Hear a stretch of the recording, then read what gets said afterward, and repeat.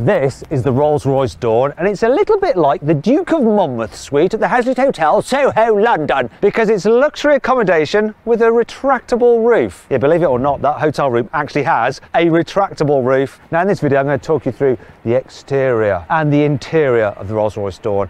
I'm going to point out some of its luxury features. Heck, I'm going to revel in them. Obviously, I'm going to take it for a drive as well. I might also launch it to see how quick it is from 0 to 60 miles an hour and do a brake test to see how quick it is from 60 to 0 miles an hour. Anyway, I'm Matt Watson and you're watching Carwow. Buying a new car? Then head to Carwow and my team will help you find your next car at a fair price. Carwow, your one-stop car buying comparison site. Let's start this video by talking about the design. Now, the Dawn is effectively a convertible version of the Wraith. However, according to Rolls-Royce, 80% of the body panels are new. For instance, the grille. On the Wraith, it is flush, but on the Dawn, it is recessed. Now, I might look at this car and go, shouldn't it have a chrome grille? Well, this is actually the Black Badge edition. And Black Badge model gets these black parts and black Spirit of Ecstasy that you can have in carbon fibre if you want. Black here on the huge bonnet and black bits down there. Apparently, Black Badge is aimed at younger buyers. Not sure how much younger, but younger by some amount. Here at the side there's more black trim, such as here, so that would normally be chrome on the standard car, and this is black here. And you also get this infinity sign, which in Rolls-Royce hieroglyphics means black. Check out the wheels, 21-inch alloys as standard. These though, they've got carbon rims, 22 layers of carbon fibre no less. As ever with the Rolls-Royce, you've got the centre caps which always have the RR pointing upwards, so while the wheels spin round, they don't. It's all about the attention to detail. Here at the back there's more black badgeness, so here, around the tail lights and around the exhaust surrounds. Speaking of which, there's 3 actual real pipes within, 3 each side, 6 tailpipes. Here on the inside, this Dawn is absolutely gorgeous. So the quality is quite frankly second to none. Everything feels, oh, gorgeous to touch. So much shiny metally stuff. It's all got a nice weight to it. Oh my gosh, steering wheel, the dash, just everything you look at and touch is just expensive feeling, apart from that slider for the vanity mirror and the switches up here and the mood lighting. Best bit though, oh, the deep pile lamb's wool carpets. In fact, I just don't want to put my feet on them and dirty them. The metal trim down here in the door inlay, it's just insane. The toggle switches like that for the lights, I love it all. The dials, analog dials. I'm not so sure about this bit, the digital strip beneath them. It's a bit of a weird design. Do you know what's also a shame? That infotainment system. It's like the old BMW iDrive. That's because it is the old BMW iDrive. It's not even a touchscreen. Storage wise, oh, here's another thing that's betraying this car's age. Look, what's this for? This old mobile phone holder. The glove box, oh, it's lined with felt. It's just so unique, this car, and the seats are so gorgeous, and of course they're fully electric, but they're just so super comfortable. Let's check out the back seats if you want to give someone a lift. Did you hear that? I've got to point this out. This car has the coolest sounding warning bongs and chimes. You don't mind them. It's like someone's playing a harp. I didn't do it then. Come on, do it again. You made me look like an idiot. There you go. You get the idea, don't you? Anyway, oh, let's get into the back. So, oh, even this. It's a solid metal, that's just nuts. And I don't want to tread on this, it's just too expensive looking. Obviously it's dead easy to get into the back when you've got the roof down. Let's move this out of the way so you can see what's going on. Another chime for you. All right, there we go. So, knee room's actually all right. And these rear seats are blooming comfy. Obviously now there's loads of headroom, but even with the roof up, there is plenty of headroom. Look, we've got some storage back here. Under here we have a couple of cup holders. There's an ashtray with a cigarette lighter. That does say something about the clientele who buy these cars. Probably want to smoke a cigar. Bit of storage down there. Heated seat control. Oh yeah, that's warm in my bottom, which is handy because it's cold now. While the Dawn is good for carrying passengers, it's not so good for carrying their luggage because the boot is rather small. The capacity is actually just 295 litres, which is the same as a Ford Fiesta. So I guess if you own one of these, you've probably got a whole fleet of other cars and you just get your staff to come along with you in a support car to carry your luggage. In fact, if you click on the pop-out banner up there, I'll follow the link in the description, you can see what I would think would be an ideal support car for someone who's driving a Dawn.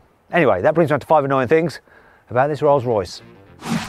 Rolls-Royces famously have a lovely umbrella there in the doors. It's handy on a day like today where it could rain.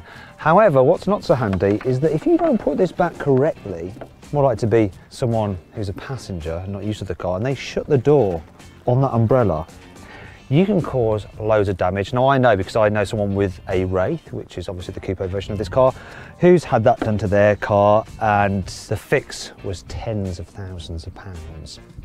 When you're driving with the roof down, you get lots of sunlight flickering away in the shiny bits of trim, such as this chrome strip here and the big expansive dash. What bothers me more though is the fact that the huge speaker in the centre of the dash and the heads-up display reflect in the windscreen, and it sort of distracts your view. The definition of the reversing camera is so low. It's like some cheap budget mobile phone, yet this is a super expensive car. What is going on? Also, it doesn't have one of those wash functions, so you get road grime over it and you have to get out and clean it yourself. And you end up with a dirty finger. Oh, and look at this. While I'm having a whinge.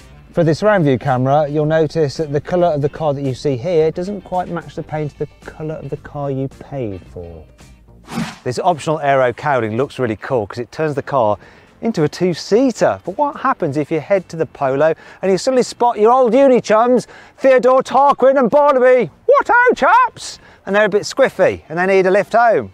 You're going to have to remove this, but you can't do it yourself. You're going to need to enlist the help of 2 plebs because it takes 2 people. So come on, plebs, remove it. Finally, that's done. I can give everyone a lift home, though I now have to leave this behind. Maybe one of you plebs can just bring this to my estate later.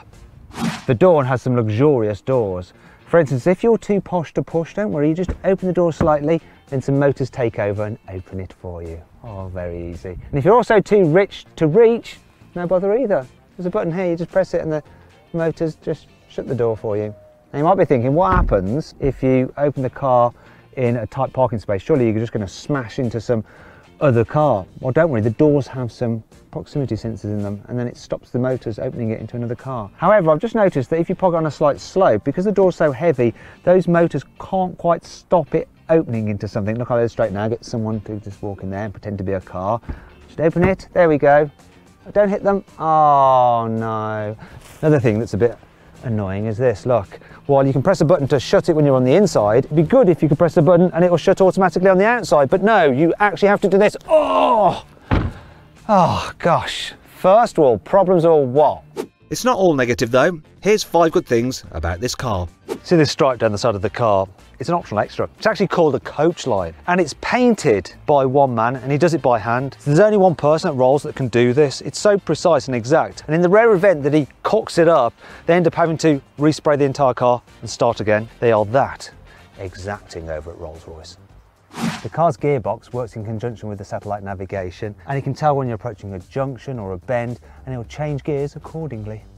The personalisation options available on this car are endless. You can have it painted in any colour you can conceive of. You can have embroidery saying whatever you want, even your name. You could even have your name on this plaque here if you want to. In fact, you can actually have wood veneers fitted to the car's interior from trees from your own private estate.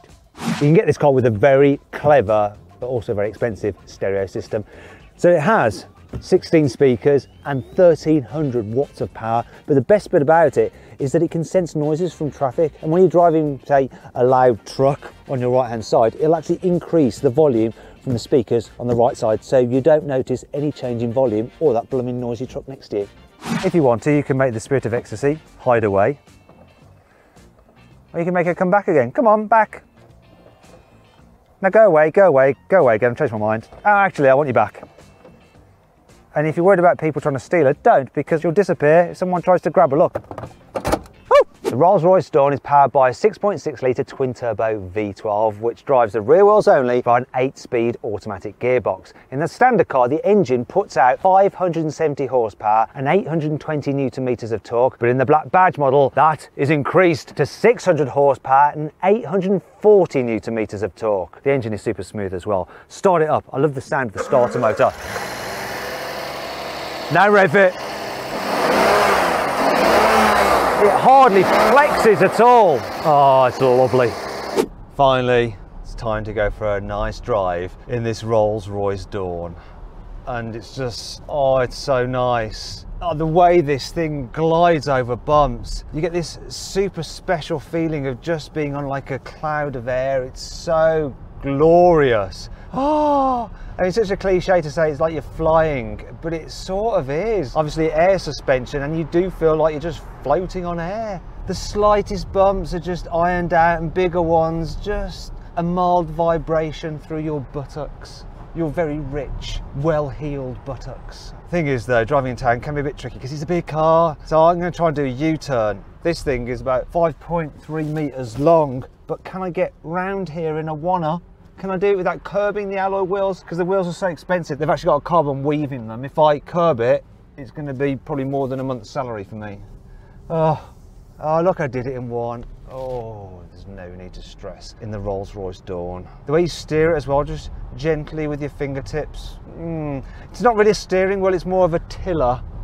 It's so glorious. One thing I noticed with this car though, because it's the convertible being the Dawn, you do get a little bit of shimmy to the steering wheel over bumps, because obviously it's not got a roof like the Wraith has, and so the body's not so stiff, so it does flex ever so slightly. But you don't mind, because everything's all soft and squidgy and super comfortable. I don't really want to go quick in this car. You just want to cruise about, just enjoying the unrivaled comfort, and it is unrivaled. But you know what? This is the black badge version of the Dawn, which means it's supposedly sportier than the standard car. For instance, it's got low on the gear selector there, which means the car will hold a gear. That's the only like sporty mode that you have on the black badge that separates it. So now it's going to hold a gear and be a bit more fruity. It also has a sports exhaust, this apparently, for more of a waffle. But I still don't want to drive it quickly.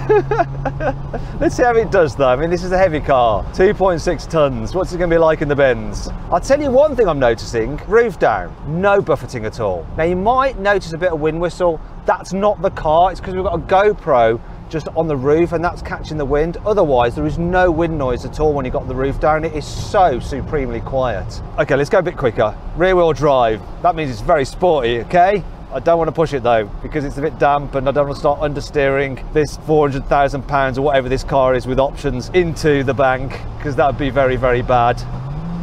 Ooh, the engine can hustle this thing along though, but then you can floor it and it takes off.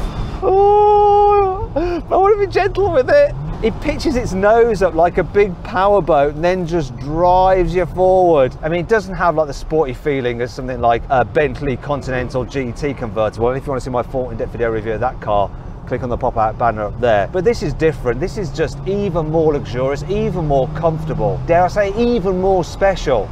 This is the Twisty Road section and I haven't pushed the car at all. This is not a car that makes you really want to thrash it. In fact, it doesn't even have a rev count. It has this power reserve. So it shows how much power you've got in reserve rather than how many engine revs you're doing. Oh, it's also very civilized. Wait a minute, I've realised I've just been driving along with my spirit of ecstasy hidden away. Raise up! Raise me up! That's better. I've been having a tough day today actually. Lots of things going on, but this car has just relaxed me. Do you know what? I think it's time to put the roof up and try this car out on the motorway. I want to see what it's like with the roof up. Now I can do it when I'm driving along at speeds of up to 30 miles an hour, so I don't have to pull over. Yes, come on. It's not the quickest mechanism, but that's because it's such an expansive, huge soft top. There we go. All good. Now let's head to the motorway. I'm just going to put my foot down. Ooh, you get quite a good noise from the engine on the inside when you accelerate hard. I think I'm going to come out of low gear though. I just want to be a bit more chilled. Don't need to hold the gear. It's very quiet in here for a soft top. You wouldn't know it was a soft top. It really is just chill, quiet, well insulated. Got all the double glazing, so much soundproofing. Oh yes. my stress levels have evaporated. It actually has a fair turn of speed, this car, but you don't really notice it because it's all just so calm and serene. I could definitely get used to this. It's like doing mindfulness driving this thing, just obviously a lot more expensive. Finally then, let's launch the car. So this Dawn is supposed to do 0 to 60 in 4.9 seconds, but I'm going to see for myself with my specialist timing gear. So I'm going to launch it now. Come on, hold on the brake.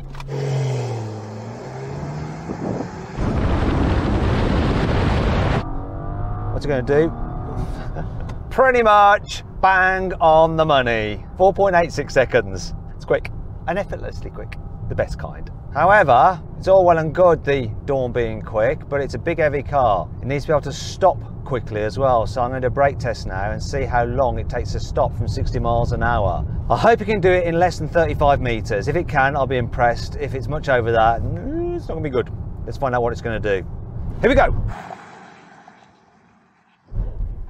What did it do it in? Come on, be less than 35 meters. 32 meters, that's incredible stopping power. Wow, this car's got it all going on.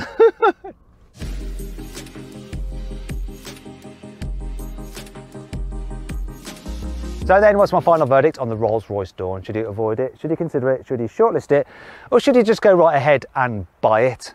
Well, I reckon if you're looking for the ultimate luxury 4-seater convertible, go right ahead and buy the Dawn. It's glorious. I hope you'll enjoy the